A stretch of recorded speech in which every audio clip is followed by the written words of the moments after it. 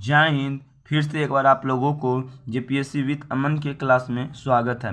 आज की जो क्लास है साथियों, आप लोगों को बता दें, यह semester 2 political science core paper 3 के स्टूडेंट वाले के लिए हेल्पफुल होने वाला है। चलिए साथियों, आज का क्वेश्चन है कि भारतीय नागरिकों को प्रत्याभूत प्रदत्त समानता के अधिकार का वर्णन करें। एक्चुअली मैं बता दूं, इससे पहले जितने भी क्लास लिए हैं आप लोग जाकर देख सकते हैं, और आई होप यह क्लास आप लोगों को बहुत अच्छा लगने वाला है। अगर आपको इस टाइप का अगर क्वेश्चन आता है या 20 मार्क्स का क्वेश्चन है, तो इसमें सबसे पहले क्या आंसर डालना चाहिए, या भूमिका या इंट्रोडक्शन या परिचय डाल के इसकी शुरुआत करनी चाहिए। चलिए हम आप लोगों को इंट्रोडक्शन दे के दिखाते हैं। देखिए कैसे दिया जाता है इजी वे में, ठीक है ना। समानता का अर्थ यह नहीं कि आंख मीच कर सबको समान बना दिया जाए। यानी समानता का अर्थ ये नहीं होता है कि सबको आंख बंद करके सबको समान मान लिया जाए, ठीक है। ये आप अर्थ इसका लिख सकते हैं। उसके बाद देखिए, भारतीय संविधान में समानता का जो अधिकार है, अनुच्छेद 14, 15, 16, 17 और 18 में प्रावधान किया गया है। अब इस तरह आप लोग इंट्रोडक्शन यानी परिचय दे सकते हैं। उसके बाद ये टॉपिक जो स्टार्ट होता है, प्रत्याभूत प्रदत्त समानता के अधिकार, इसको स्टार्ट कीजिए। इसमें फर्स्ट पॉइंट आता है विधि के समक्ष समानता। क्या था? विधि के समक्ष समानता। इसको समझिए। अनुच्छेद 14 में कहा गया है कि भारत के राज्य क्षेत्र में किसी व्यक्ति को विधि के समक्ष समानता या विधियों के समान संरक्षण से वंचित नहीं किया जाएगा। मतलब जितना विधि है सबको अधिकार समान मिलेगा। चाहे मान लीजिए प्रत्येक व्यक्ति, चाहे वह देश का नागरिक हो या विदेश का हो, सबको यह अधिकार लागू होता है।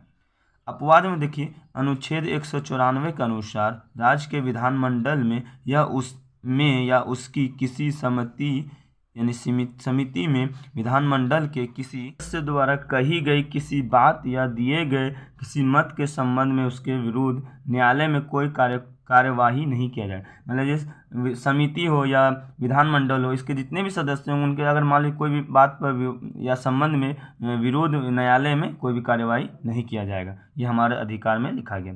आगे देखिए, विदेशी संप्रभु यानी शासक, राजदूत एवं कूटनीतिज्ञ दीवानी एवं फौजदारी मुकदमों से भी मुक्त होगा। मतलब ये सभी मुकदमा नहीं चलेगा। चलिए आगे देखिए, सेकंड पॉइंट है इसका, भेदभाव पर रोक। अब भेदभाव को कैसे रोक सकते हैं, जरा देखिए।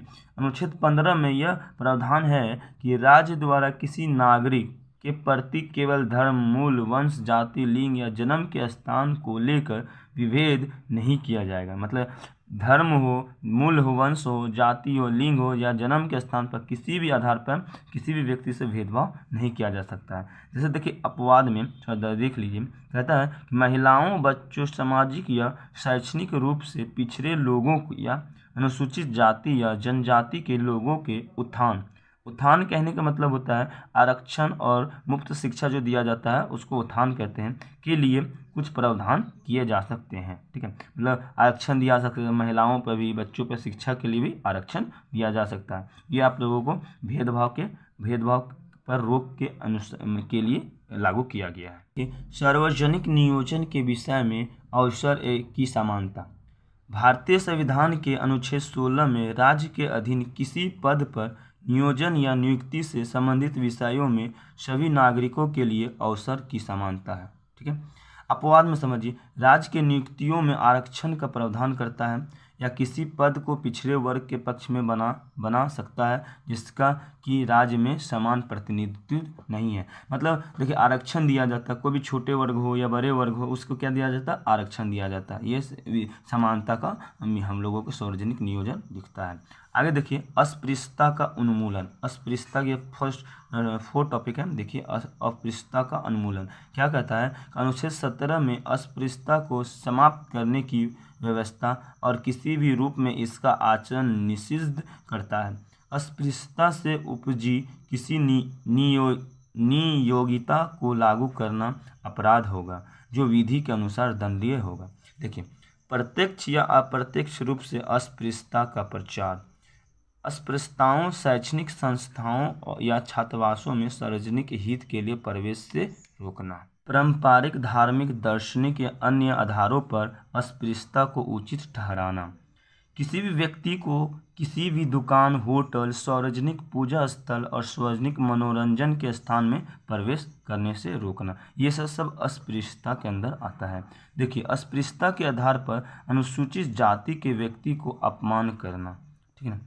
आगे देखिए 5 टॉपिक आता है उपाधियों का उन्मूलन, उपाधियों के अनुसार उन्मूलन करना। देखिए भारत के संविधान का अनुच्छेद 18 उपाधियों का अंत करता है और इस संबंध में 4 प्रावधान करता है। देखिए पहला है कि यह निषेध करता है कि राज्य, सेना या शिक्षा संबंधी सम्मान के अलावा कोई उपाधि प्रदान नहीं करेगा। ठीक है, इससे क्या होता है कि अपना बेटा को बेटा उपाधि राजा बनता था, राजा का बेटा राजा बनता था, वो सब उपाधि अब खत्म हो गया। यह निषेध करता है कि भारत का कोई नागरिक विदेशी राज्य से कोई उपाधि प्राप्त नहीं करेगा, कोई भी उपाधि प्राप्त नहीं करेगा।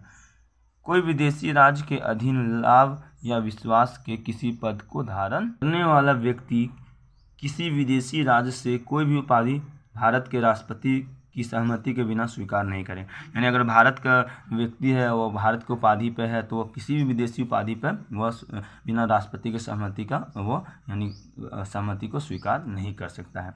और इस क्वेश्चन का जो निष्कर्ष है यानी कंक्लूजन है, ये आप लोगों को लिख करके दिखाना है। लिख करके आप लोग इस क्वेश्चन के आंसर को कमेंट कीजिए, तो उसके बाद मैं कलेक्शन करके भी इसमें डाल दूंगा। फिर मिलेंगे नेक्स्ट क्वेश्चन लेकर, तब तक के लिए बाय बाय, टेक केयर। और इस चैनल पर आप लोग बने रहें। इस चैनल पर सेमेस्टर और जेपीएससी का पूरा क्लास होता है। फिलहाल सेमेस्टर के एग्जाम के कारण सेमेस्टर होगा, उसके बाद फिर से जेपीएससी